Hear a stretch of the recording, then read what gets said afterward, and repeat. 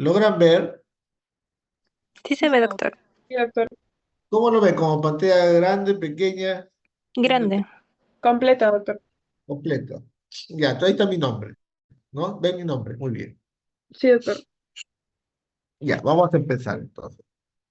¿A qué se refiere con la denominación de malformaciones congénitas? Nos referimos a malformaciones de las cavidades cardíacas, ¿no? O de los grandes vasos, o sea, arterias, venas, ¿no es cierto? Que están presentes al momento de nacer, al nacimiento, nuestras malformaciones, ¿no? Y que se han originado durante la gestación, generalmente en las primeras semanas de gestación, por algún factor que altera o detiene el desarrollo neurológico del sistema cardiovascular, ¿no? No son enfermedades hereditarias, no es que se está heredando, sino el feto, cuando está en el útero, ¿no es cierto? Sobre todo en la primera semana que se está formando el aparato cardiovascular, algún factor externo muchas veces, o interno, produce que haya esta alteración. Entonces, y el bebé nace con estas alteraciones. Inclusive si uno hace una ecografía fetal, puede verse en el feto, o sea, dentro del útero, que presenta esas alteraciones, ¿no? Hay algunos factores de riesgo, ¿no? Familiares que han tenido cardiopatías congénitas, ¿no es cierto? De primer grado, o sea, padre, madre, hermano, entonces hay un cierto riesgo de que también presenten cardiopatías congénitas sus hijos, ¿no? Obviamente el factor de riesgo principal son enfermedades o factores que alteran a la mamá durante pues, la gestación, ¿no? Entonces ahí tenemos, por ejemplo, algunos fármacos, algunos agentes infecciosos, o virus, ¿no? Rubiola, citomegalovirus, agentes físicos, diabéticas o gestantes con edad avanzada, entonces tienen mayor riesgo de presentar sus niños cardiopatía congénita, ¿no? Y algunos son, pues, tienen cromosomopatías, ¿no? Entonces, síndrome de Down, síndrome de Noonan, algunos síndromes cromosómicos, tiene entre sus malformaciones algún tipo de cardiopatía congénita. Vamos a hacer esquemáticamente cómo es la circulación. Usted sabe cómo el ciclo cardíaco, la circulación hemodinámica, ¿no es cierto? La aurícula izquierda, y esto parece coquito, pero es importante recordar, la aurícula izquierda y el ventrículo izquierdo, ¿no? Tienen sangre oxigenada. El ventrículo izquierdo, a través de la aorta, distribuye esta sangre oxigenada, ¿no? A todos los órganos, lo distribuye a través de las arterias. Los órganos recogen el oxígeno y entregan, aparte de los desechos, el metabolismo, CO2. Y las venas recogen de todos los órganos esta sangre con CO2. No está en azul porque, digamos, sangre oxigenada roja, sangre desoxigenada, ¿no? O con CO2 en azul, ¿no? Esta sangre venosa se encarga de coger toda la sangre de toda la economía, de todos los órganos, y a través de la vena cava inferior, de la vena cava superior, drenan a la aurícula derecha, y la aurícula derecha va al ventrículo derecho. O sea, las cavidades derechas normalmente tienen sangre con poca concentración de oxígeno y alta concentración de CO2. El del ventrículo derecho se origina porque todo lo que hemos hablado ahorita es circulación mayor. Del ventrículo derecho se origina la circulación menor a través de la arteria pulmonar y de las dos ramas derecha e izquierda, entonces manda sangre a los pulmones. ¿Con qué fin? Con el fin de esa sangre que está rica en oxígeno, en CO2 y pobre en oxígeno, llega a los pulmones, ¿no? A los alvéolos que están llenos de oxígeno, ¿no es cierto? Y entonces, a través de los capilares pulmonares se inicia el intercambio gaseoso, de tal manera que el CO2 pasa al alvéolo, que después es expulsado con la expiración, y el O2 que está en el alvéolo pasa a al capilar no pulmonar, y todos esos capilares pulmonares esa sangre que ya está oxigenada y está rica en oxígeno, es recogida por las venas pulmonares, que normalmente son cuatro, y esas venas pulmonares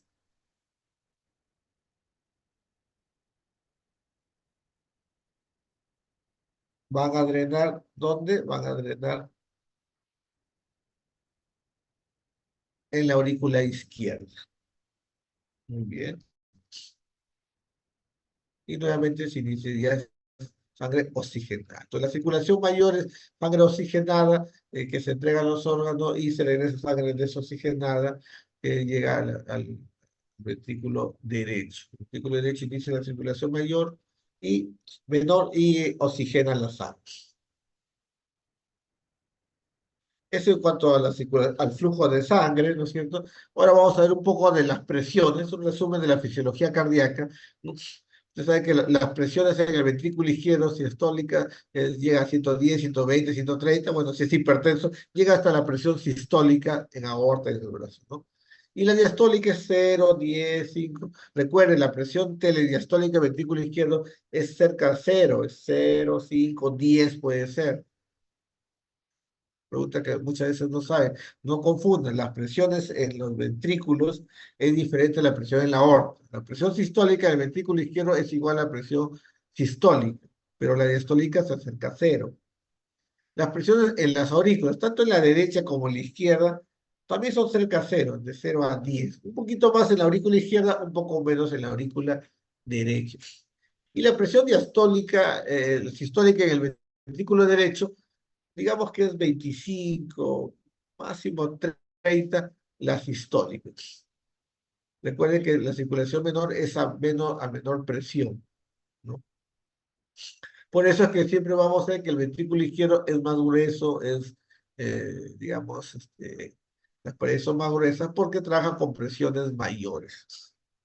Entonces, esta es la mecánica de flujo normal y las presiones que hay en las cavidades cardíacas. La presión la sistólica en la arteria pulmonar viene a ser igualito 25-30, igual que el BD, y la diastólica puede ser 10, 15, digamos, ¿no? Ahí la han puesto 8. Esto es importante porque en las cardiopatías congénitas se puede alterar eso, se va a alterar eso. El ciclo cardíaco llega a la sangre a través de las venas cava superior, vena cava inferior, ¿a dónde?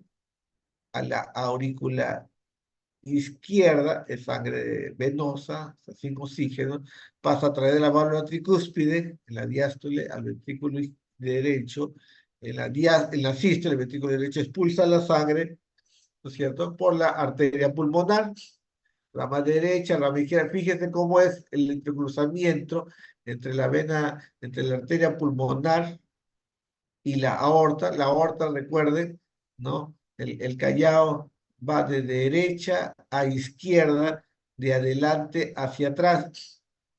Y la vena cava, la arteria pulmonar, va por delante y la rama derecha, ¿no? La rama derecha pasa por debajo del callado.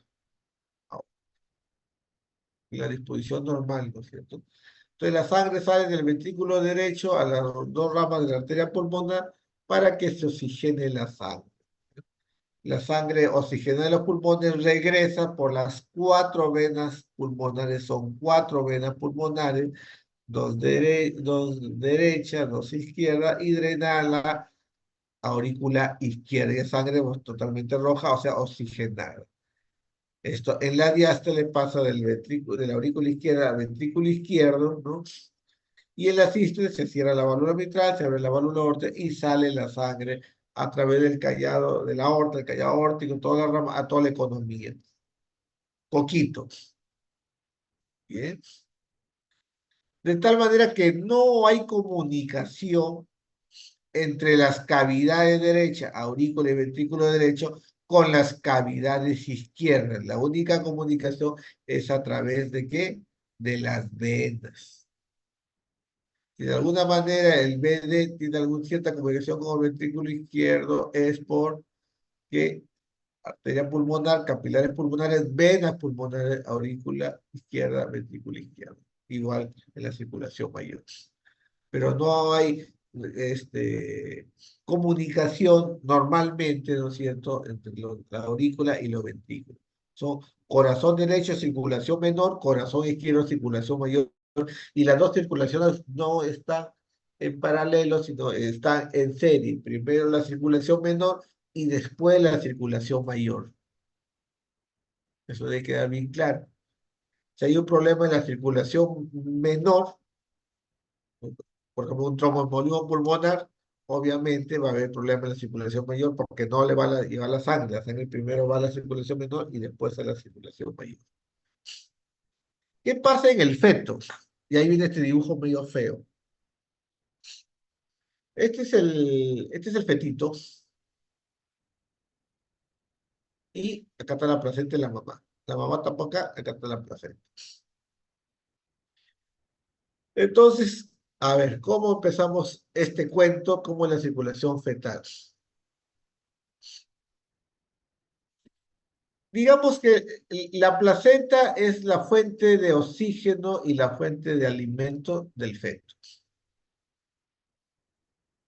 Entonces, de las placentas salen vasos, hay arterias y venas placentarias, ¿cierto? Muy bien. Entonces, la vena umbilical, ¿no?, es la que recoge la sangre. ¿De dónde? De la placenta. Es una sangre que está oxigenada, es una sangre que tiene nutrientes y oxígeno. ¿Por qué se llama vena umbilical? Porque cuando nace el bebé, ¿no es cierto?, el cordón umbilical, ¿no?, se,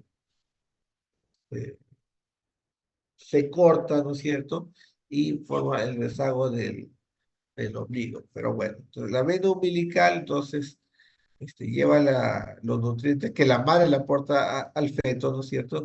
Y esta vena umbilical va a drenar toda esta sangre bien oxigenada a la vena cava inferior, a la vena cava inferior. Pero antes, ¿no?, eh, eh, la vena umbilical va a drenar en la vena cava inferior a través de un conducto que se llama el conducto venoso. Conducto venoso. La vena cava inferior del fetito es como la vena cava inferior de todos nosotros, trae sangre de la mitad digamos, del cuello para abajo, ¿no es cierto? Del tórax para abajo, de todos los órganos de la economía.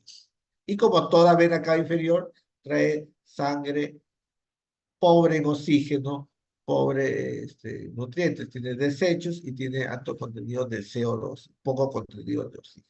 Por eso que la vena cava inferior del feto acá está representada, ¿no es cierto?, como sangre, entre comillas, venosa, o sea, sin oxígeno. Pero pasando ya el hígado, a través del conducto venoso, ¿no?, a través del conducto venoso, le llega el oxígeno proveniente de la madre. Entonces, esta vena cava inferior, ya pasando el hígado, es una mezcla entre la sangre venosa de su propio cuerpo y la sangre llena de oxígeno de la madre, que viene de la placenta. Esto drena, como toda vena cava inferior, en la aurícula derecha. En la aurícula derecha también drena la vena cava inferior, la superior. Se drena las dos venas cava. Pero la vena cava superior sí tiene sangre totalmente, ¿qué cosa? Pobre en oxígeno, sangre venosa que le dice. ¿Por qué? Porque acá no le está llegando sangre de la placenta. Muy bien. Esta sangre oxigenada por el oxígeno materno, digamos, entra, ¿no es cierto?, a la vena cava, a la aurícula derecha, y como ve acá, por una disposición anatómica, y debido a que hay una comunicación entre aurícula derecha y aurícula izquierda, que viene a ser el foramen oval está permeable, esta sangre oxigenada va de frente a dónde? A la aurícula izquierda, a la aurícula izquierda. La mayor parte de sangre oxigenada va de la aurícula derecha a la aurícula izquierda. Esta sangre oxigenada, desoxigenada, esa sangre venosa de la vena cava inferior, de la cava superior, va a ventrículo derecho. Y se mezcla un poco con la arterial y sale así, de este color. El ventrículo derecho expulsa la sangre, ¿a qué? A la arteria pulmonar. Es una sangre que es una mezcla de la vena cava inferior, inferior y de la vena cava superior. Una mezcla de sangre venosa y sangre arterial. Recordemos que el flujo pulmonar en la circulación fetal es muy bajo. Porque los pulmones acá, los alveolos están llenos de agua, no sirven para oxigenar. O sea, el flujo pulmonar es bajo. Acá no se oxigena. El bebé está en el líquido amniótico, acá no se oxigena. Igual vienen las ramas pulmonares, nos llega al pulmón y regresa sangre venosa porque recoge pues, del tejido pulmonar el CO2. Eso llega ¿a dónde? A la aurícula izquierda. Pero ya sabemos que la mayor cantidad de sangre que llega a la aurícula izquierda es la sangre oxigenada que vino de la placenta a través de la vena cava inferior. Entonces es una mezcla de gran flujo de la vena cava inferior de sangre oxigenada con un pequeño flujo de las venas pulmonares que es sangre venosa. De la aurícula izquierda pasa al ventrículo izquierdo y el ventrículo izquierdo se contrae y expulsa la sangre a través de la aorta. Sangre oxigenada.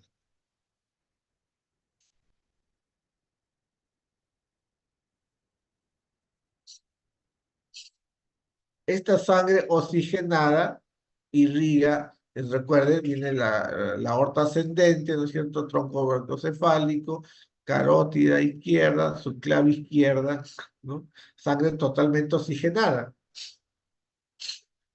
Pero ya cuando inicia la aorta descendente, o sea, después de la subclavia, se mezcla con la sangre de la arteria pulmonar a través del conducto arterioso. Entonces ya vean ustedes, hay un conducto venoso y hay un conducto arterioso. Este conducto arterioso es debido a que hay poco flujo pulmonar. Entonces parte de ese flujo de la arteria pulmonar, una parte se va a los pulmones, pero la otra parte va del ducto arterioso a la aorta. De esta manera que la parte inferior del cuerpo, o sea, a partir, digamos, del tórax, ¿no es cierto?, es una sangre mezclada entre la sangre oxigenada, que está en el ventrículo izquierdo, y la sangre a través del ducto arterioso, ¿no? O conducto arterioso, ¿no es cierto? De esta manera que es una sangre no tan rica en oxígeno, pero sí tiene una buena concentración de oxígeno. La parte del feto que recibe más concentración de oxígeno es la parte cerebral. La aorta se comporta como cualquier aporte de nosotros, ¿no es cierto? Y distribuye la sangre, ¿no es cierto?, a todos los órganos. Y recogida por los capilares y vena cava inferior, etcétera, etcétera. Entonces, tenemos tres estructuras en el feto que no las tenemos nosotros. El conducto venoso, que permite que la sangre de la placenta vaya a la vena cava inferior. Tenemos un foramen oval permeable o una especie de comunicación intraauricular que permite que esa sangre oxigenada vaya al lado izquierdo para que oxigene. Y tenemos un conducto arterioso que permite que el flujo vaya de la arteria pulmonar a la aorta, ¿no es cierto?, para que no haya tanto flujo pulmonar porque no es necesario. Estas estructuras en algún momento tienen que desaparecer cuando nacemos. Estas estructuras son importantísimas para que el feto tenga su crecimiento y su metabolismo normal. Parte de los capilares, ¿no es cierto? Parte de los capilares también, ¿no es cierto? Este, parte de la sangre que va de aorta va por las arterias umbilicales, ¿no es cierto? Y va a dónde, ¿no? Al cordón umbilical. Al cordón umbilical. Y acá las arterias umbilicales se comportan como si fueran venas, y más bien la vena umbilical se comporta como si fuera arteria. ¿Sí? Porque esto viene de la circulación de la madre. Esto es lo mismo, lo mismo. Es exactamente lo mismo. Bien. Entonces, ¿cuál es la diferencia entre la circulación fetal y la circulación ya del recién nacido? Lo importante, el intercambio gaseoso, o sea, dónde es que la sangre se oxigena, ¿no? Es en la placenta. La sangre se oxigena en la placenta. En cambio, cuando el bebé nace y llora, ¿no? Entra aire en el pulmón, se expande el pulmón, pues a veces lo dice, hay que hacerlo llorar, ¿no? Y entonces aumenta el oxígeno, ¿no? En los alvéolos. Ese aumento del oxígeno produce, ¿qué cosa? Vasodilatación a nivel pulmonar. Recuerden que en la circulación menor, la alta concentración de oxígeno produce vasodilatación. En la circulación mayor, la baja concentración de oxígeno produce vasodilatación. Un músculo que está trabajando tiene poco oxígeno, le falta oxígeno, hay poco oxígeno, se vasodilata la arteria para darle oxígeno. En el pulmón no. En el pulmón, en el alvéolo que hay poco oxígeno, más bien produce vasoconstricción. Bueno, entonces el bebé respira, no se llenan los alvéolos de aire, ¿no? Y eso aumenta el PO2 y eso produce vasodilatación. Y a partir de ese momento, ¿cómo se llama? El intercambio gaseoso se produce ya en el pulmón. Diferencia, ¿qué otra diferencia? Hay tres estructuras de circulación fetal que no aparecen normalmente en el recién nacido ya, o que en las pocas semanas van a desaparecer. El conducto venoso, el conducto arterioso y el agujero va o foramen oval. Yo les dije que nuestra circulación, y la del recién nacido también, es una circulación en serie. Primero la circulación menor y después la circulación mayor. La circulación fetal es una circulación en paralelo. ¿Por qué en paralelo? Porque recuerden que sale la sangre oxigenada que viene de la placenta, entonces va a la vena cava inferior, va a la aurícula derecha, ¿no? Y de la aurícula derecha, la parte más oxigenada va a la aurícula izquierda, y la parte menos oxigenada de sangre, que sobre todo viene de la vena cava superior, va al ventrículo derecho. Entonces, llega la sangre a aurícula y de ahí vienen los dos circuitos, el circuito del ventrículo derecho y el circuito del ventrículo izquierdo. Entonces la circulación es fetal, es en paralelo. Bien. ¿Qué pasa cuando ya el químico obstetra agarra, clampa el cordón umbilical, lo corta todo y le hace la sutura, todo eso, ¿no es cierto? Entonces, al eliminarse la placenta, aumenta la resistencia vasculares periférica. Usted recuerda física, ¿no es cierto? Y usted cuenta, la circulación mayor es una circulación en paralelo. La circulación mayor es en paralelo. Si yo quito un componente de esa circulación en paralelo, aumenta la resistencia. Si yo le corto la pierna a una persona, le amputo, la resistencia vascular periférica no disminuye, aumenta. ¿Cómo es eso? Tiene que saber física. Circuitos eléctricos, resistencias en los circuitos en serie y en paralelo. Entonces, cuando yo elimino la placenta, aumento la resistencia, porque estoy quitando un lecho vascular, entonces la resistencia vascular periférica aumenta. Entonces, cuando el bebé respira por primera vez, aumenta el oxígeno en los alvéolos y disminuye la resistencia vascular pulmonar. Y cuando se corta la placenta, ¿no? El cordón umbilical, y se elimina la placenta, aumenta la resistencia vascular periférica. Eso condiciona que la circulación menor poco a poco baja sus presiones, porque la resistencia baja. Y en la circulación mayor, poco a poco aumenta la resistencia, o sea, aumentan las presiones. Por lo tanto, lo que en el feto, las presiones en las cavidades derechas que están en contacto con el pulmón son más altas que en cavidades izquierdas, al nacer se invierte y comienza a aumentar las presiones en el lado izquierdo con respecto al lado derecho. Y entonces se va a producir, entre comillas, un chan de izquierda a derecha. Ese chan de izquierda a derecha, ¿cierto? Va a hacer que en varias semanas, 2 meses, 3 meses, el foramen oval se cierre. Porque la presión en el lado izquierdo va a hacer que el foramen oval se cierre, al inicio en forma funcional y después en forma anatómica. El foramen oval está determinado que es como una valvulita, lo vamos a ver después en figura, que se abre, digamos, de derecha a izquierda, pero se cierra de izquierda a derecha. El foramen oval se abre de derecha a izquierda, pero se cierra de izquierda a derecha. Cuando aumenta la presión en el lado izquierdo, porque disminuye la resistencia vascular sistémica y aumenta las resistencias vasculares periféricas o sistémicas, ¿no? Entonces se cierra el foramen oval, a los 2 o 3 meses ya está cerrado totalmente el foramen oval. Y también eso hace también que se invierta el flujo en el ductus.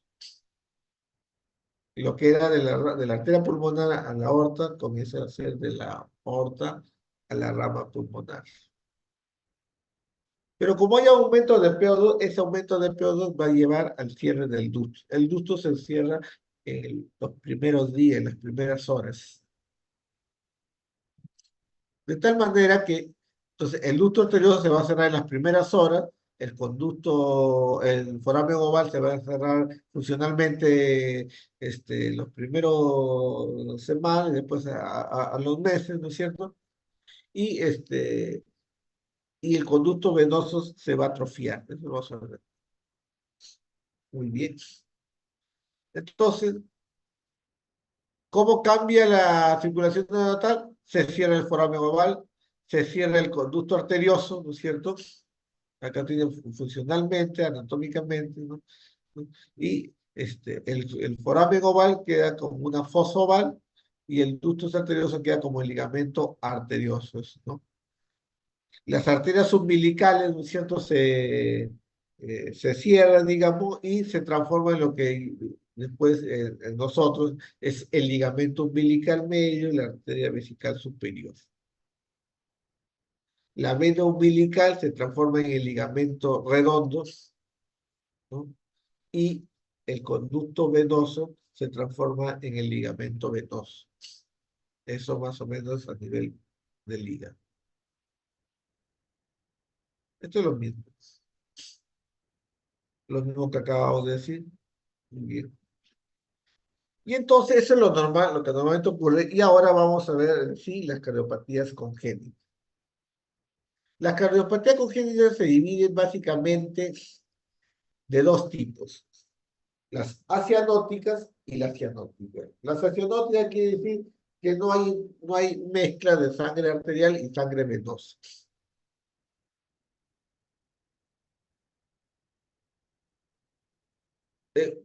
A nivel de la circulación sistémica. En la cianótica, a la circulación sistémica, hay mezcla de sangre arterial y sangre venosa. Porque en las acianóticas sí se mezcla la sangre arterial con la venosa. En la comunicación interventricular, la sangre del ventrículo izquierdo va al ventrículo derecho y ahí se mezcla sangre venosa con sangre oxigenada, pero en el lado de la circulación menor, no en el lado de la circulación sistémica. Recuerden que para que haya cianosis tiene que haber ¿qué cosa es cianosis? Tiene que haber una alta concentración de CO2, ¿no? A nivel periférico, de los dedos, de la mucosa de los labios, todo eso, ¿no? De circulación sistémica, periférica. Las acianóticas o cianóticas, las vamos a subdividir según tenga flujo pulmonar aumentado o no. Las acianóticas con flujo pulmonar aumentado, que dice que hay hiperflujo pulmonar, mucha sangre en los pulmones, son comunicación interventricular, ductus arterioso y canal auriculoventricular. Las acianóticas con flujo pulmonar normal son la coartación de aorta y la estenosis aórtica congénita, y con flujo pulmonar disminuido, la estenosis pulmonar.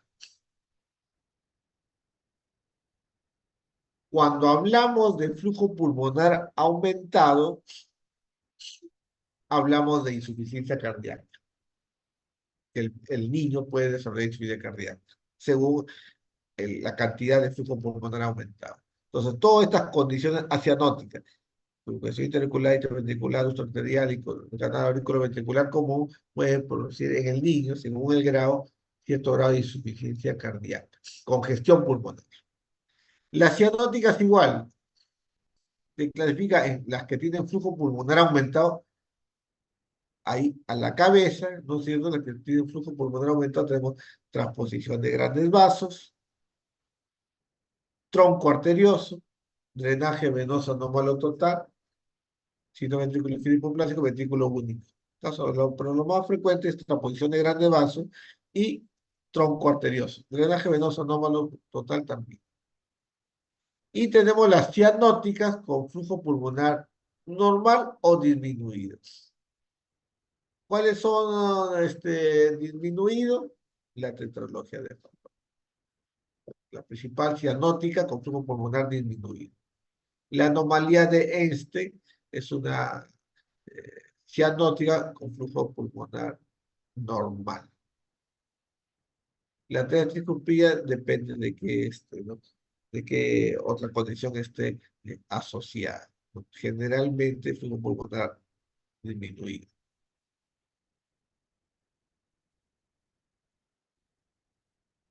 Este es lo mismo, la cianótica, flujo pulmonar aumentado, y tenemos CIA, CIB y ductus.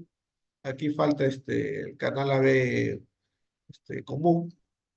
Y la de flujo pulmonar normal o disminuido, tenemos estenosis pulmonar, donde está disminuido el flujo pulmonar, la coartación de aorta o la estenosis aórtica congénita, estenosis aórtica bicúspide, válvula aórtica bicúspide o estenosis aórtica congénita. Pero acá hay otra subclasificación, las que hacen crecimiento del ventrículo derecho, las que hacen crecimiento del ventrículo izquierdo, hipertrofia del ventrículo derecho, hipertrofia del ventrículo izquierdo. La estenosis pulmonar hace, obviamente, hipertrofia ventricular derecha porque la válvula está cerrada y el ventrículo derecho tiene que hacer mucho trabajo. Entonces, hay hipertrofia ventricular derecha. En cambio, la coartación de aorta o la estenosis aórtica le da mucha carga al ventrículo izquierdo y tenemos hipertrofia ventricular izquierda. Las cardiopatías acianóticas con hiperflujo pulmonar, ¿no? El CIB y el ducto arterioso produce hipertrofia ventricular izquierda, o a veces ambas. En cambio, el CIA produce sobre todo hipertrofia ventricular derecha, no hipertrofia ventricular izquierda. Entonces, usted le escucha el soplo, le escucha el esto, ve si es cianótico o no es cianótico, ausculta pulmones o ve una placa, y con el electro, y rápidamente usted puede tratar de hacer un diagnóstico bastante aproximado hasta que le hagan la ecografía, porque con la ecografía se hace el diagnóstico definitivo, el ecocardiograma. Pero ya sabe que tiene un soplo de recién nacido, que no está cianótico, ¿no? Le escucha los pulmoncitos, está con hiperflujo, ve el electro y según eso agarra, ya, esto parece que es un CIB, parece que es una estenosis aórtica, etcétera, etcétera. La cianótica igualito, ya dijimos, con flujo pulmonar normal o disminuido, tenemos la de flujo disminuido, Fallot y y la de flujo normal, atrofia tricuspidia, ¿no? Pero en el Fallot y en el hay hipertrofia ventricular derecho. En la atrofia tricuspidia más bien hay hipertrofia ventricular izquierda. Las que tienen hiperflujo pulmonar quienes hacen hipertrofia ventricular derecha, la transposición de grandes vasos y el drenaje venoso anómalo pulmonar. Y quienes hacen hipertrofia ventricular izquierda, sobre todo el tronco arterioso. Muy bien. ¿Cuándo pensamos que un adulto tiene cardiopatía congénita? Cuando oculta unos soplos y es joven, es un adulto joven, ¿no es cierto? Recién de adultez, ¿no es cierto? O escucha que el soplo tiene una característica que le sugiere que puede ser una cardiopatía congénita. Pero escucha un soplo, pero es el ferrocarril continuo, dice, esto puede ser un lupus. ¿Qué otro signo para decir que este paciente puede tener, un adulto puede tener cardiopatía congénita si tiene cianosis y hipocreatismo digital? Y ahí tenemos que descartar que no tenga una enfermedad pulmonar, obviamente. Si hay bloqueo de rama derecha con soplo, también hay que descartar que no tiene una cardiopatía congénita. Muy bien. Entonces,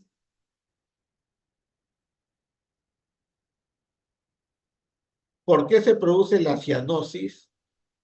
La cianosis se produce porque la sangre oxigenada venosa va hacia la sangre arterial que va ahí que está en la circulación sistémica. Entonces, el paciente ya tiene una saturación menor del 90%. En las acianóticas puede haber inclusive un CHAM, una mezcla, pero es que la sangre oxigenada del lado izquierdo de la circulación sistémica pasa a la sangre venosa en la circulación menor. En estos casos, la circulación mayor va a tener una oxigenación normal y la saturación es normal, más de 90, 92, 93%. En la cenótica es tipo pitufo. Esto es lo que vamos a desarrollar más o menos rápido. ¿Cuál es la cardiopatía congénita más frecuente? CIB. A la cabeza CIB. Obviamente las cardiopatías congénitas acianóticas son más frecuentes que las cianóticas. ¿Cuál es la cardiopatía congénita cianótica más frecuente? En el adulto, estamos hablando todo en el adulto, en la tetralogía de Fallot. Comunicación intraventricular. Esto es lo normal, ya sabemos, pero si hay un hueco a la hora que se está formando el tabique entre los dos ventrículos, ¿no? En la embriogénesis del corazón, queda un hueco, no se cierra, el tabique no está completo, entonces se produce una gradiente de presión entre el ventrículo izquierdo y el ventrículo derecho. Como la presión del ventrículo izquierdo es mayor que la presión del ventrículo izquierdo derecho, entonces se produce un shunt de izquierda a derecha. Puede ser que el fetito tenga su CIB, o sea, siendo feto en el útero tiene el CIB.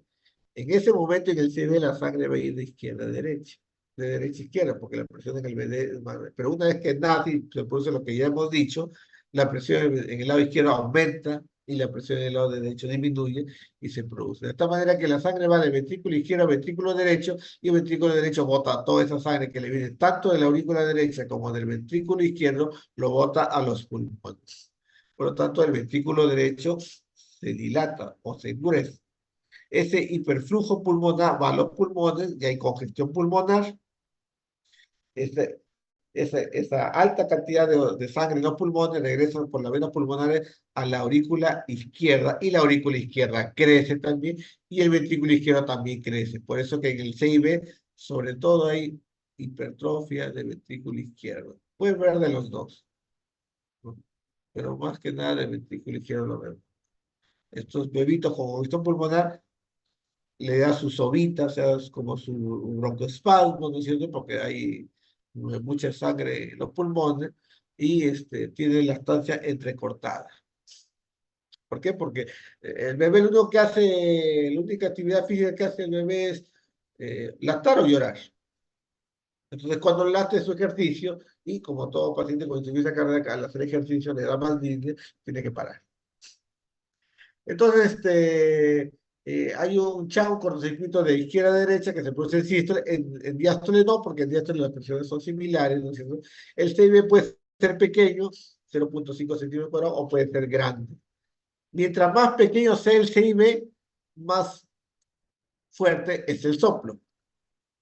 Mientras más grande es el CIB, más pequeño es el soplo. Entonces, usted un CIB, usted le escucha un soplo bien, bien, bien, de alta intensidad, usted dice, ah, su huequito debe ser bien pequeñito, su defecto, ¿no? Muy bien, entonces,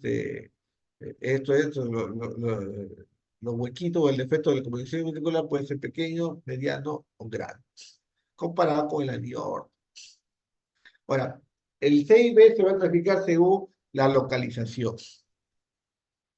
Si es a la mitad del tabique interventricular, ese básicamente es puro miocardio, puro tejido muscular, es el CIB muscular, pero si está cerca, de comida, a las válvulas, más bien es un CIB membranoso o perimembranoso. Los membranosos pueden ser del tracto de salida, o sea, cerca a aorta, del tracto de entrada, cerca de la válvula mitral, o perimembranos.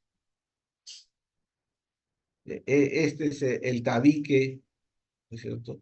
Es un corte, tenemos, digamos, el tabique, y tenemos una parte del tabique que está cerca a la válvula mitral.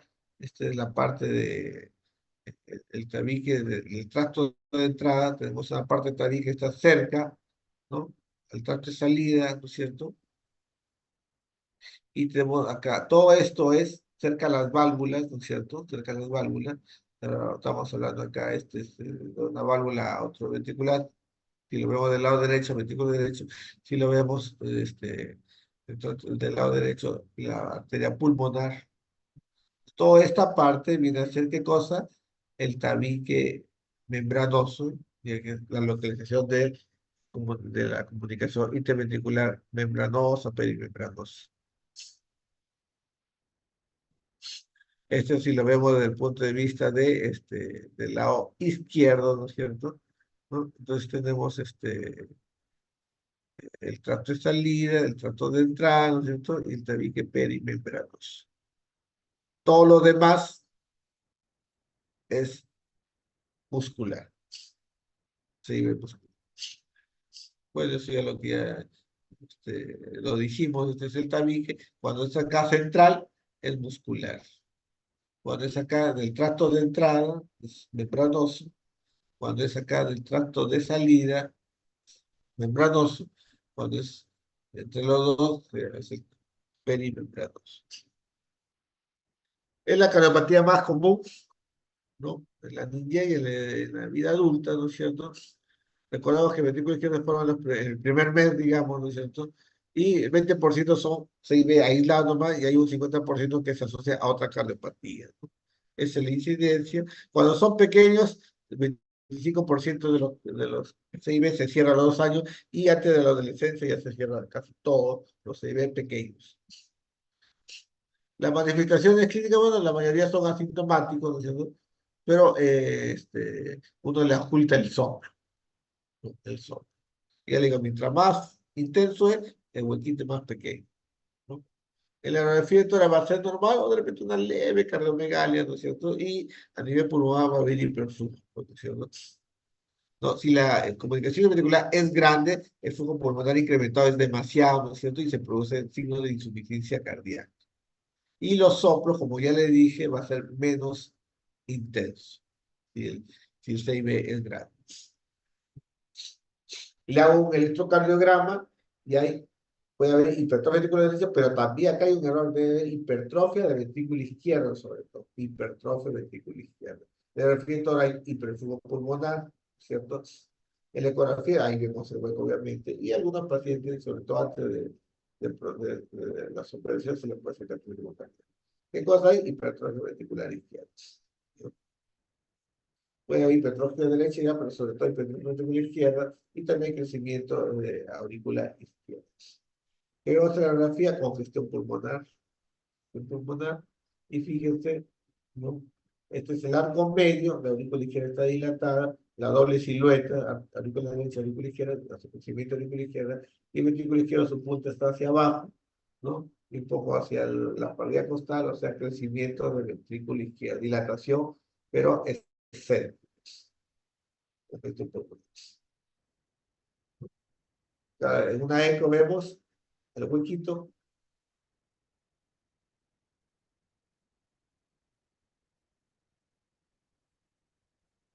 Y fíjense acá, si acá está el huequito, va de ventrículo izquierdo a aurícula, a ventrículo derecho. El flujo está azul porque se va hacia arriba, ¿no es cierto? Entonces, ahora está cerca la válvula aórtica, entonces esta válvula aórtica, por lo tanto, entonces, ¿qué tenemos? Tenemos una comunicación intraventricular probablemente perimembranosa, ¿no? Soy membranosa. Cuando es a la mitad del tabique, no por acá que está la aorta, sino al tercio medio, eso es un CIB muscular. Los CIB pequeños no se hace, no se hace nada, no es quirúrgico, nada. Van a soplar alto, pero no se hace nada. Los CIB grandes, ¿no es cierto? Ahí sí, en la eco nosotros podemos medir qué tan importante y repercusión hemodinámica causa, ¿no? Entonces, si son grandes, sí pueden producir insuficiencia cardíaca, hay que tratar la insuficiencia cardíaca, ¿no es cierto? ¿No? Y cerrarlo para que no haya crecimiento ventricular izquierdo, insuficiencia cardíaca y que comience a dilatar, ¿no? Y hay que tener en cuenta que los 6B se pueden producir endocarditis, tanto los pequeños como los grandes. Entonces, la profilaxis, ya que usted ya sabe, es una clase de endocarditis. Cuando son grandes, se puede cerrar quirúrgicamente. A veces complica después la operación, hace bloqueo completo a B y necesita marcapaso. O se puede cerrar a través de un aplazo. O sea, los cardiólogos estamos empecinados a desaparecer la cirugía cardíaca abierta, ¿no es cierto? Entonces, metemos a través del ventrículo derecho, siempre se trata de meter los aparatos, ¿no? Por el lado derecho, que es de menos presión, y a favor de la corriente, metemos el que se llama place, ubicamos por radiofluoroscopía, ¿no? El espacio entre, el hueco entre BD y BI, ¿no es cierto? Función de la plaza, y de ahí extendemos, ¿qué cosa? Extendemos el paraguas. Una vez que tenemos el paraguas, lo vamos retirando y obviamente, al retirarse esto se acopla, ¿no es cierto? Acopla a la pared que rodea el defecto, ¿no es cierto? Y fíjense, ¿no? Al final uno sale y esto se queda dentro del corazón, lo que ocluye el hueco del CIB, sin necesidad de cortar a la persona. El éxito es muy alto, 90%, ¿no es cierto? ¿No? Puede quedar un CIB residual, ¿no es cierto? Puede quedar un CIB residual. El éxito es 40%, pero poco a poco el CIB residual va desapareciendo. Comunicación interauricular. Es un defecto en el tabique interauricular. Nuevamente la figurita. Acá el hueco está entre aurícula izquierda y aurícula derecha, por lo tanto, hay más presión en la aurícula izquierda, va a la aurícula derecha. Eso, el flujo de aurícula derecha, es de que se dilata la aurícula derecha, eso va al ventrículo derecho, también se va a dilatar, y todo eso va a los pulmones y hay congestión pulmonar. Toda esa congestión pulmonar va a dónde? Va al lado izquierdo, que también se dilata, y al ventrículo izquierdo, que también se dilata. Muy bien. Así se forma el septo interauricular, ¿no? Recuerden embriología, ¿no? Primero hay un septum premium, ¿no? Que es en forma de media luna, ¿no? Que al final este septum es un tabique que separa las dos aurículas, pero siempre deja un hueco en el tercio inferior, que viene a ser el ostium primum. Siempre hay un hueco conforme ya el tabique ya cierra la mayor parte del espacio entre las dos aurículas, se produce una fagocitosis, una este, necrosis en este tabique, ¿no? Y se comienza a formar el ostium secundum. El ostium secundum. ¿Qué va a hacer este ostium secundum? va a venir a ser parte del foramen oval. El osteoprumo va creciendo, siempre deja acá un huequito acá, ¿no es cierto? Que es el osteoprimum, ¿no es cierto? Y después se va produciendo, ¿qué cosa? La vacuolización. La vacuolización. Recuerden,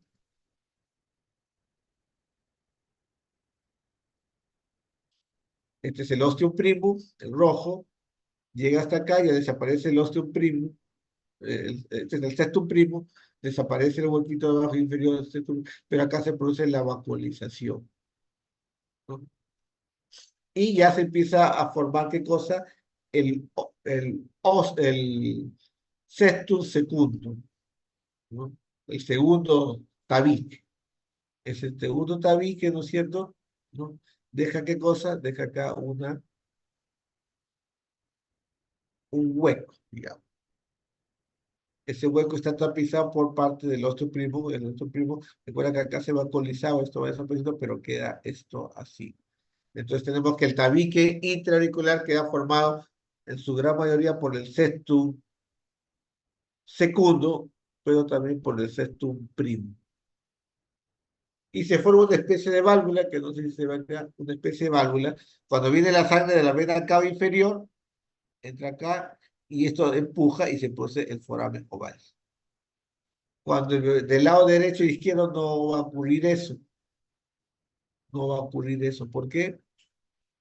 No, porque esto funciona con una válvula. Una vez que este centro acá no puede ir para acá. Eso sí es empujado. Nuevamente, el tabique primero o septum primo, ¿no es cierto? Va de arriba hacia abajo, ¿no? Se queda un ostium primo que poco a poco va desapareciendo y se pueden sacar las fenestraciones. Estas fenestraciones se hacen cada vez más grandes, ¿no es cierto? Y ya aparece, ¿qué cosa?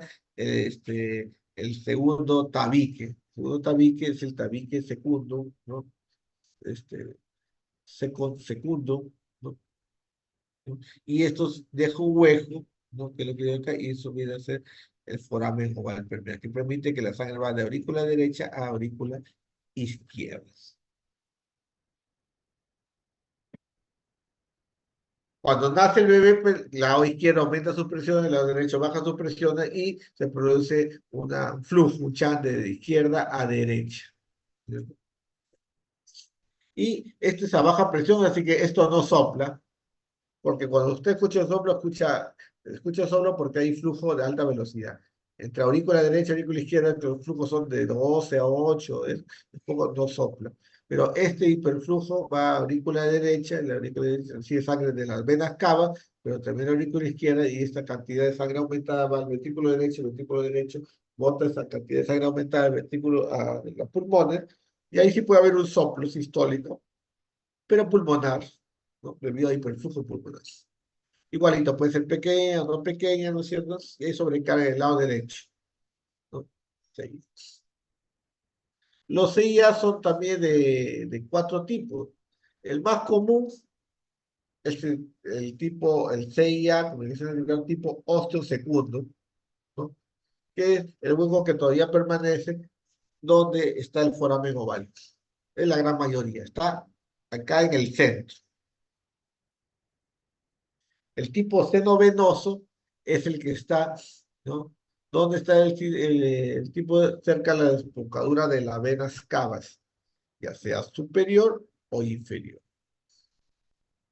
Y el tipo ostium primum, ¿se acuerda que el tabique primario, septum primo, al inicio dejaba un hueco y después ya todo eso se cerraba? En este caso hay una alteración, se queda ahí y se queda un hueco, ¿no? En el tabique inferior del tabique intraauricular, ¿cierto? Está cerca entonces a los cojines endocárdios, cerca a la aurícula, a las válvulas auriculoventriculares. Y hay un CIA muy, muy, muy este, infrecuente, que es el tipo tipo seno coronario, ¿no es cierto? Que se presenta más o menos en la desembocadura del seno coronario, ¿no? Entonces se presenta menos del 2%. De la mayoría es tipo ostium secundo o tipo foramen oval, ¿no?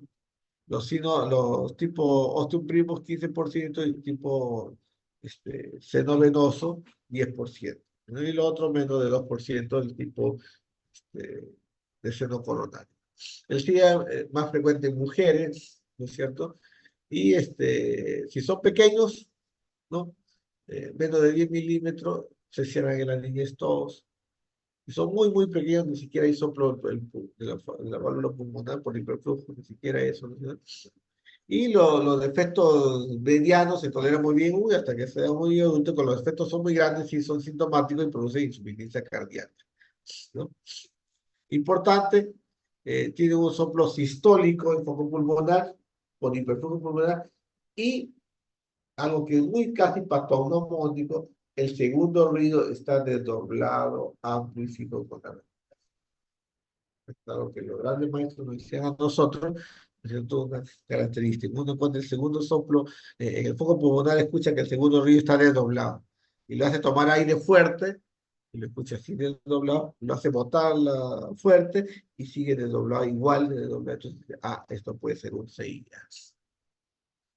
Cosas que ahora últimamente ya no hacemos porque casi ya la gente se olvida de ocultar y hacer esas maniobras semiológicas. ¿Qué va a haber en el EKG? Acá sí hay sobre todo hipertrofia, sobrecarga del ventrículo derecho, en la radiografía de tórax, sobre todo va a ir consumo pulmonar, ya sabemos, y crecimiento del lado derecho, y obviamente con la ecografía hacemos el diagnóstico. ¿Qué tenemos acá? Un R alto en B1 que no es normal, ¿no? Y una S profunda en B6 que no es normal. Entonces, eje desviado hacia la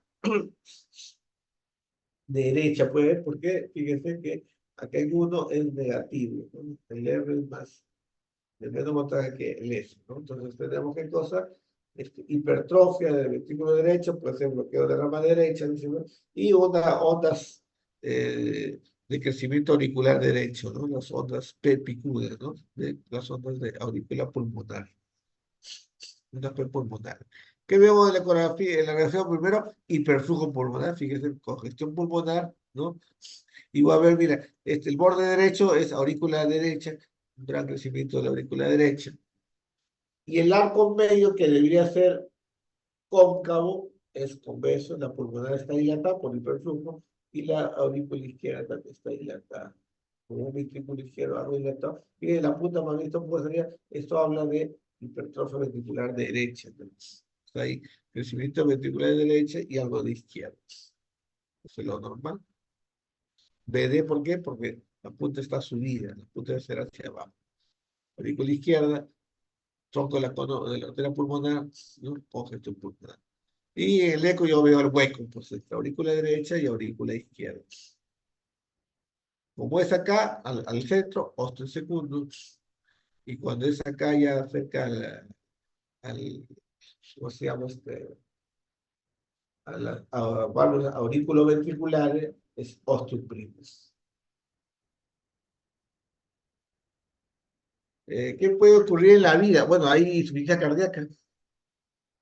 Insuficiencia cardíaca derecha, insuficiencia cardíaca izquierda, congestión pulmonar, múltiple neumonía, el paciente tiene ICC, ¿no? Y puede hacer arritmias supraventriculares, a la cabeza puede hacer fibrilación auricular por crecimiento de las aurículas. El tratamiento cuando es pequeño no se hace nada. Y si es grande, bueno, pues trato de insuficiencia cardíaca, tanto derecha e izquierda, porque ya sabemos, ¿no es cierto? Y si el flujo pulmonar, el flujo pulmonar es 1.5 veces más que el flujo sistémico, pues entonces se tiene que salvar. Eso ocurre generalmente cuando los huecos son más de 1 centímetro, ¿no? Muy bien. Entonces, nuevamente, ¿cómo cerramos el CIA? También igualito con el dispositivo que ya se ve en la plaza. Igual atravesamos por el new huequito que hay de las dos aurículas, entramos por aurícula derecha, ¿no? Y igual que se ve, tapizamos, ¿no? El CIA. Después tenemos una comunicación interventricular para que SIDA-CHAN es la comunicación de canal AB común. Ese sí es una cardiopatía cianótica, está muy relacionada al síndrome de Down. Eso tiene que operarse, ¿no es cierto? Porque produce mezclas venosas, ¿no? Que hace, se pone un parche y, porque en este caso, como acá no está bien, lo que ocurre es que hay solamente una sola válvula AB, no puede ser un canal atrioventricular común. Se pone un parche acá y se le pone sobre su válvula en el lado derecho y su válvula en el lado izquierdo. Okay. Ductos arteriosos. Acá el chan viene desde la aorta a la rama izquierda de la pulmonar. El chan no es intracardíaco, es extracardíaco. Hay congestión pulmonar igualito, el retorno venoso aumenta, hay crecimiento auricular izquierda, hay crecimiento ventricular izquierdo, pero no hay crecimiento de cavidad derecha, porque a la cavidad derecha no le llega bastante sangre para nada. En el 6A sí llega sangre, en el 6B sí llega el lústulo le llega a la arteria pulmonar ya después de esto. Esto no recibe hiperflujo. Igual hay congestión pulmonar, ¿no? Y el cortocircuito va del ventrículo, de la aorta a la rama izquierda de la pulmonar, ¿no? A través del ductus arterioso, pues que no se ha cerrado, ¿no? Y eso ocurre tanto en sístole como en diástole. ¿Por qué? Porque la presión en la aorta es 12,7, 12,6 y la presión en la arteria pulmonar es 30,5. Por lo tanto, tanto en sístole como en diástole hay gradiente, y entonces el chan es sistodiastólico y tenemos un flujo continuo, como se dice en ferrocarriles. ¿Dónde está el ducto arterioso? El ducto arterioso está después de la subclavia, ¿cierto? Después de la subclavia. Es el 10% de todas las cardiopatias congénitas. Normalmente se cierra fisiológicamente a los pocos días y antes del medio está cerrado totalmente y entonces ya queda como un ligamento arterioso, ¿no? Cuando es grande, ¿no es cierto? Ese ducto tiene que cerrarse, ¿no? Antes cerrar quirúrgicamente, ahora se trata de cerrar ya con intervencionismo, así como lo vimos con el CIA y el CIB. Síntomas, bueno, el paciente va a tener síntomas de insuficiencia cardíaca, ¿cierto? Y va a haber un crecimiento ventricular izquierdo con un soplo imaginal. ¿Qué vamos a hacer en el electro?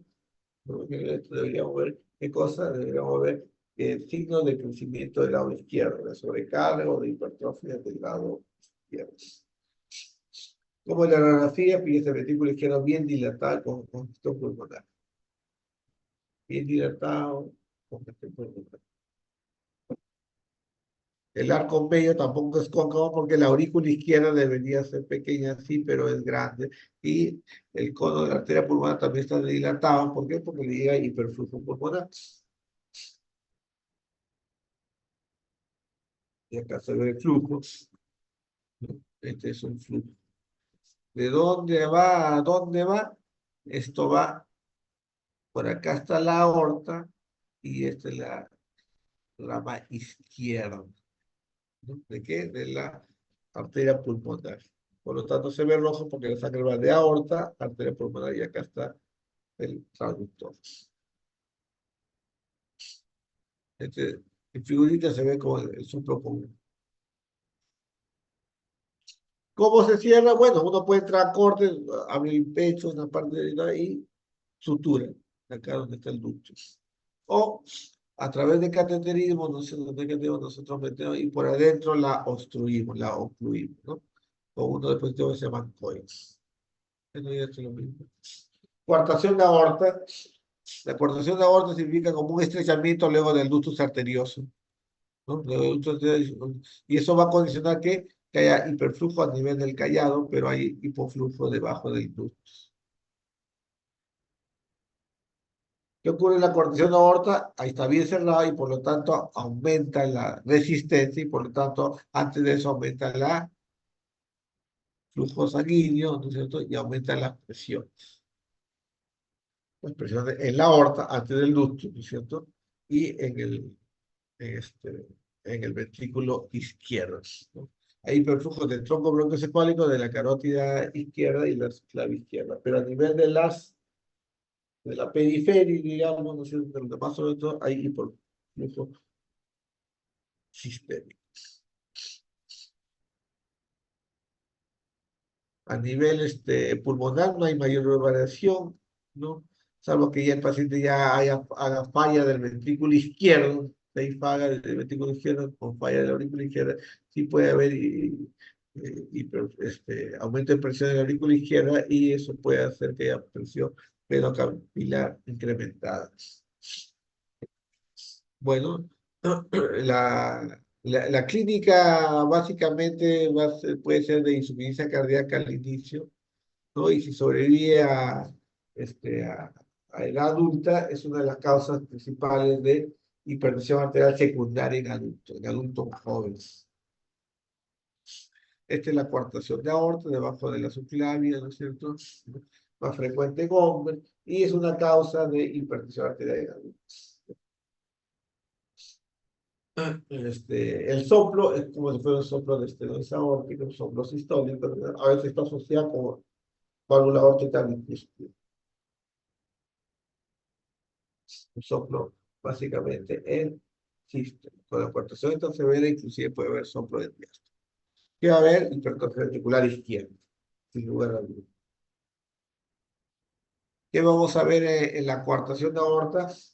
Este es el callado, esta es la obstrucción, ¿no es cierto?, de la coartación, y esta es la dilatación postestenótica.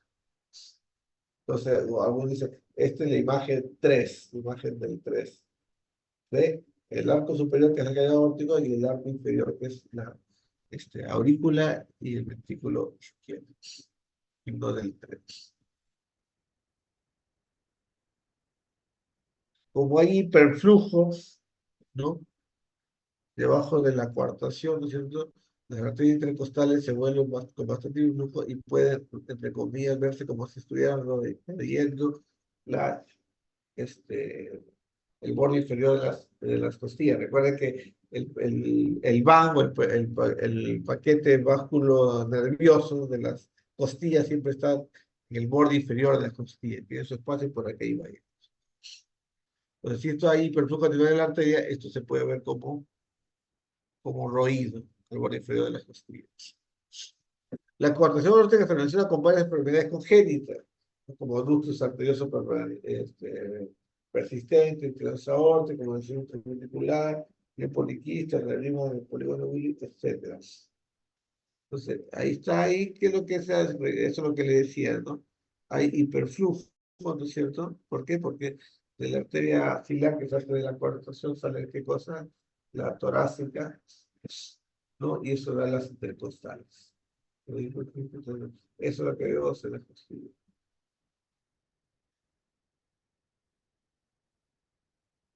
Eso en imágenes, fíjense cómo se ve la coartación. El tratamiento se maneja, pues, como un ICC, se maneja para la hipertensión arterial, ¿no? Cuando se opera la coartación aórtica a mayor edad, más de 40 años, la sobrevida de 15 años es solamente 50%, porque ya el ventrículo izquierdo tiene ya sobrecarga y falla ventricular. Esto cuando uno hace sutura, o sea, uno corta y lo une los cabos, ¿no es cierto? Entonces, que hay obstrucción. Y por el intervencionismo, el cardiólogo puede tratar por a través de cateterismo, ¿no es cierto?, y colocar acá un stent y ocluir, no, poner un stent, balonear y abrir. ¿No? ¿Y abrir qué? Abrir esa coartación, esta extensión. Estenosis pulmonar también es una cardiopatía acianótica, ¿no? Y acá el problema que es que la válvula pulmonar está cerrada, la presión en el VD está bastante incrementada, entonces hay hipertrofia ventricular derecha y crecimiento auricular derecho. En este caso no hay hiperflujo pulmonar, porque es la válvula pulmonar la que está cerrada. La estenosis pulmonar generalmente 90% de los casos es estenosis valvular, pero hay estenosis subvalvulares y supravalvulares. Suena como un soplo de estenosis aórtica, pero en el lado, pues, del foco pulmonar. Pero después es igual. Los pacientes que tienen estenosis pulmonar leve no tienen tratamiento, los que son estenosis pulmonar severa, hacen vulvoplastía, ¿no es cierto? O se puede mandar a cirugía. En la estenosis pulmonar que veo, ya no hay hiperflujo pulmonar. Y el tronco de la pulmonar sí está dilatado. ¿Por qué es eso? Porque la dilatación post-estenótica.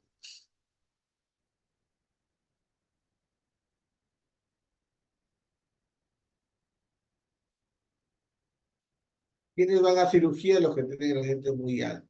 Más de 70 milímetros. Entonces tenemos la válvula pulmonar que se estrecha, entonces metemos un aparatito, ¿no? Y le inflamos cuando está acá, digamos, y se infla. A veces rompe un poquito, ¿no es cierto? La cabeza, pero se logra abrir la válvula pulmonar. La estenosis aórtica congénita, en la mayoría de los casos es por válvula bicúspide, ¿no es cierto? Y aquí va bien la extensión, ¿dónde está? En el ventrículo izquierdo, acá. En el izquierdo. Va a haber hipertrofia acá, ¿no? La válvula aórtica se hipertrofia, el ventrículo izquierdo y la aurícula izquierda va a crecer. ¿Qué va a haber? Sobrecarga del ventrículo izquierdo, crecimiento de cavidad derecha.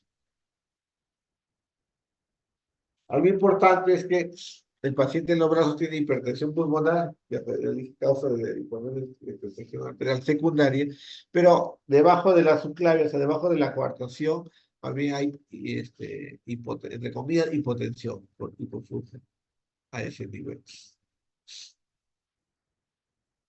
Muy bien, entonces la estenosis aórtica congénita básicamente es bicúspide en la mayoría de los casos, y puede estar asociado a otras patologías.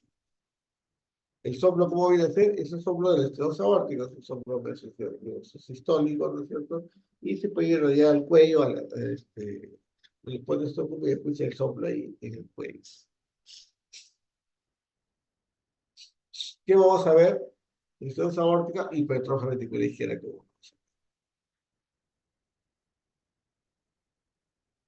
Uno puede hacer planimetría que medir cuánto mide o a través de fórmulas de hacer un aproximado. Esta es una válvula aorta, pero tiene bicúspide. Normalmente tiene que ser así. Y en este caso tiene dos velos, ¿no? Anterior y posterior, una válvula aórtica bicúspide.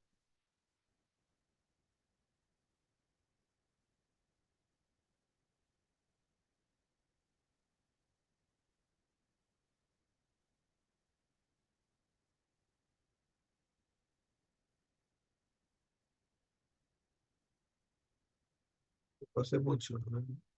Ya. La estenosis aórtica tiene que, según la severidad, pues hay que abrirla porque si no se comporta como la estenosis aórtica en adultos por esclerosis, digamos, ¿no? Entonces, si ya tienes angina, 5, C, la sobrevida es pobre a 5 años, ¿no? Esto es con todas las principales cianóticas. Vamos con las cianóticas. Vamos más rápido. La más común, ya le dijimos, tetralogía de Fallot. ¿Te acuerdas de tetralogía de Fallot? 4 alteraciones. Tetra, 4. Hay 4 alteraciones. ¿Qué alteraciones hay? Hay una comunicación interventricular. Acá hay un defecto. Es del tipo perimembranoso o membranoso. ¿Qué otra cosa hay? La aorta. Esta es la aorta. Debería salir solo del ventrículo izquierdo, pero cabalga.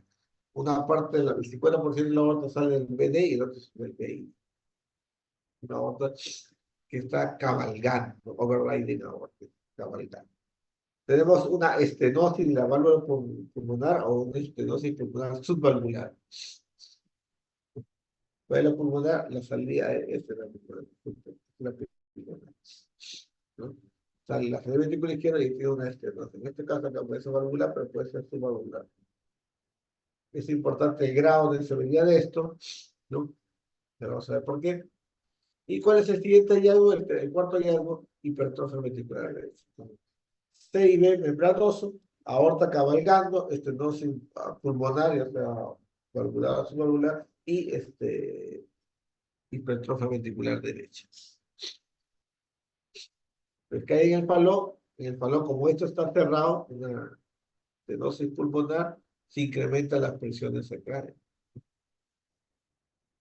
Presentan la presión en el BD, entonces la sangre ya no va del BI al BD, sino del BD a el BI. Y se produce la mezcla en la circulación mayor de sangre arterial con sangre venosa. Estos son los 4 hallazgos de tetralogiepalo, ¿no? La aorta cabalgando, el CIB membranoso, hipertrofia ventrículo derecho y estenosis pulmonar, ya sea valvular o subvalvular. El fallo típico es el que tiene estenosis pulmonar moderada, el fallo extremo o hiperfaló con crisis severa, crisis hipóxica, pero existe un fallo rosado, donde la estenosis pulmonar llega a ser leve o a lo máximo moderada, ¿no es cierto? Y entonces, muchas veces no hay mucha mezcla de sangre, no hay mucho chan de derecha a izquierda, sino más bien el chan puede ser de izquierda a derecha, y estos pacientes fallo rosado puede ser inclusive insuficiencia cardíaca, ¿no? Un poco. No mucho porque recuerda que tiene estenosis pulmonar, pero como no es leve, no es tanta la resistencia, ¿no? La congénita más cianótica más común en la infancia, en adultos también, ¿no? Más frecuente en varones, y muchas veces se asocia a otras, bueno, a otras congénitas, ¿no? Cuando se asocia a CIA, se llama pentalogía de Fallot. Todo lo que hemos dicho antes más CIA es pentalogía de Fallot.